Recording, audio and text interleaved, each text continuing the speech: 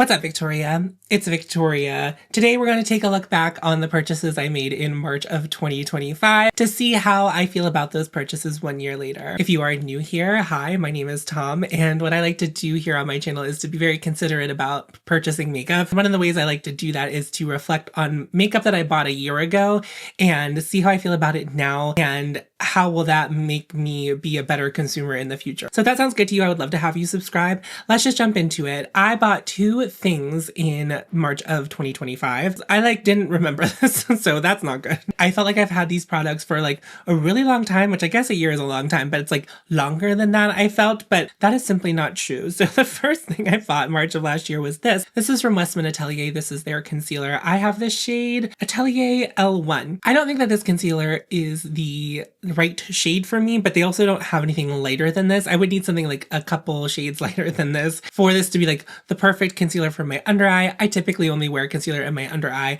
I'm not often spot concealing. This concealer is really interesting because I feel like I've had a lot of highs with it, but I also am skeptical of it because whenever I use this formula, I can tell that it sets really quickly. So I only do one eye, under eye at a time whenever I'm using it because it self-sets. You don't really need to powder this product because it self-sets. Westman Atelier is one of those clean brands aimed at more mature skin. And a lot of times people with mature skin don't tend to like these matte self-setting formulas. So I thought this was an interesting choice for the brand. The component is actually quite cute. It's this little glass jar. It's very heavy. A lot of the weight does come from the lid, and it has quite a short applicator wand, but a fairly typical applicator. This is in my permanent drawer. So if you don't know, I have two separate drawers when it comes to makeup. I have the makeup that I am testing and the makeup that I consider to be my permanent collection. Testing makeup has to earn its way into the permanent drawer, and this did, but kind of out of a weird, I don't know. It's never been my favorite. I would never sit here and say that this is the best concealer, the most deserving concealer, the concealer that everyone should buy, but it has worked well for me. The only thing about it though is because of that self-setting quality, it doesn't really spread very far on the face. So the concentration of coverage is not very far from where you put the initial dot or the initial swipe. But I would not also feel comfortable doing my full face with it a lot because of how fast it dries, and it's I would then be putting a couple dots on one part of my face, blending it, and then moving around. It just feels pretty fussy for that. And I do like my concealers to be applicable to the full face as a foundation. This isn't really conducive to that. So this does just kind of remain an under eye concealer, just like my Victoria Beckham one. My under eyes look really great with this. So it does really work. I think because of that self-setting quality with my under eyes, because it self-sets, I don't have to worry about powdering right after I apply it because it does set and then it doesn't get caught in that fold under my eye, which is sometimes concealers can get caught in there and it's not the worst. Sometimes a concealer can get caught in there and it just gloops up and just draws attention to itself. This doesn't do that, but I think it's just kind of expensive and not feeling it's never felt like my favorite. It's never been the concealer I've been reaching for the most. It's not the first concealer I would recommend to you under any circumstances, but it has worked out for me. When I did purchase this was because Hindash told me, and he said you should try that. And I think he's right. It's really good. I guess it's just not one of those life-changing, life-affirming kind of purchases.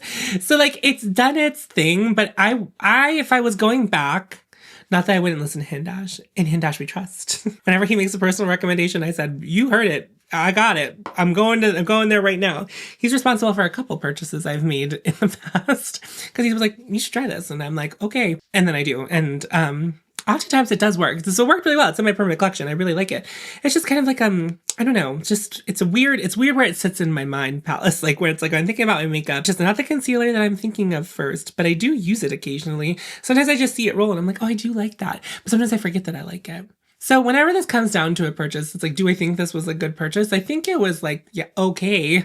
I didn't need a concealer when I bought it. So that's strike one kind of against the purchase. But I also could use it on my channel because a lot of the people who watch my channel know that I do love luxury makeup. And if you are here as one of the people who watches me review luxury makeup, this is kind of for you. But this was long after this had launched. So it wasn't it was a fresh item either. So it wasn't a brand new kind of launch when I bought it. So I'm just thinking like, it just wasn't maybe the best purchase, but it was a purchase that worked out. So I would say this is like a very like medium purchase. Like I think it was good, but I don't think it was the best. I don't think it was the worst. It just kind of leads in the good. I think if I used it a lot more, like if there was like, if this was like a love, it would be a great purchase, but I don't hate it. So it doesn't feel like the worst and it's still in my collection. If it's not in my collection and it's just okay, that says more about the product, I guess. So do with that information what you will. I can't come to a firm conclusion on how I feel about the purchase. So if you can guide me. And then the other thing I bought were MAC lipsticks, but it was actually only this one because I bought them at Macy's and then Macy's didn't have them in stock. So the person at Macy's, the counter,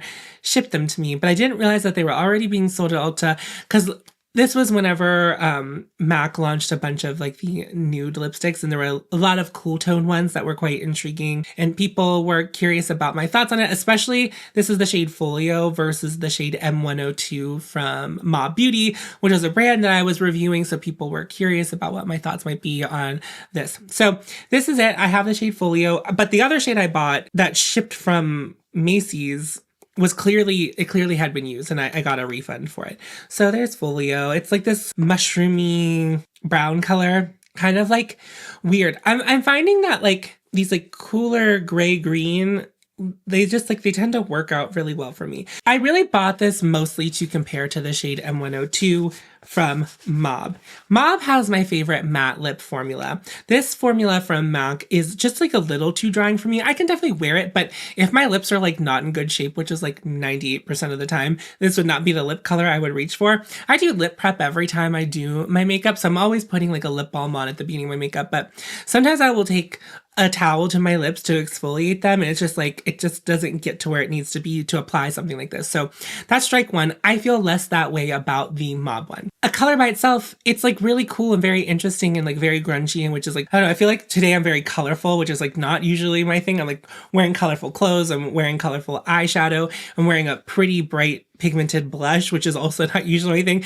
So like, this is part of my usual aesthetic, which is like kind of grungy, gray, gross, yucky. Since I had last bought a MAC lipstick, they definitely like upped the ante on the packaging. It's very weighty. It feels very nice, but it still looks like a classic MAC component. I do like the component. I do like the lipstick. It's just a little too matte for me, but I have kept it. It's in my permanent drawer because it is like a weird color. If there's a thing that I value a weird color in, it's a lipstick. Like I just love weird lipsticks, but I also am not very often wearing fully pigmented lipstick. I try to be very selective about the ones I keep, but would I buy this again? Probably not. M102 really scratches the itch of this kind of thing for me. This is just like a little bit lighter on my lip. But sometimes when I put them both on, like if I put one on one day and put the other one on the next day, it's like, it's very hard for me to tell the difference between the two of them. But I think I answered all the questions I needed to answer by buying this lipstick. So this lipstick was definitely more of like a business purchase than it was a personal purchase. Like I thought it was interesting that MAC was releasing those nude lipsticks and people were really excited about them. I do think that the lipstick was a better purchase than the concealer, but these both kind of end up in like question mark territory.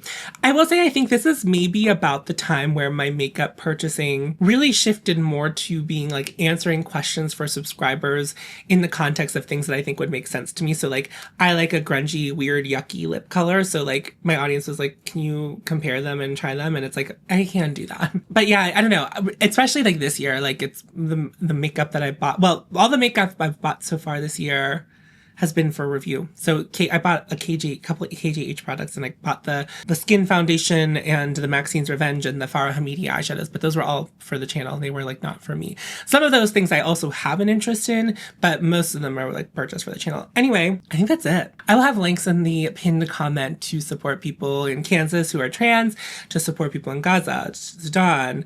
I will have 5 calls. Call your senators and your reps and say, why are we at war? I don't want that. You don't want that. Let's tell them we don't want that. That's a very nice thing to do. You can also protest. Anyway, those are all going to be links in my pinned comment. There's also links to help people who are affected by ice in Minnesota. Fuck ice. Just like, you know, run down the list of things. And I'm also on Patreon, and I have channel memberships if you're into that sort of thing. If not, I'm just happy that you are here. Thank you for hanging out with me.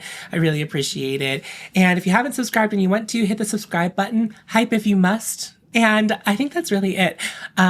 Okay, great. A short video for me. Sorry, I'm like getting back in the saddle as far as like filming, and this one's always a nice one to have ready to go every month. Thank you so much for watching. I'll see you in a video very soon. Remember to follow your HOTE and you'll find me. And I'll see you in a video very soon.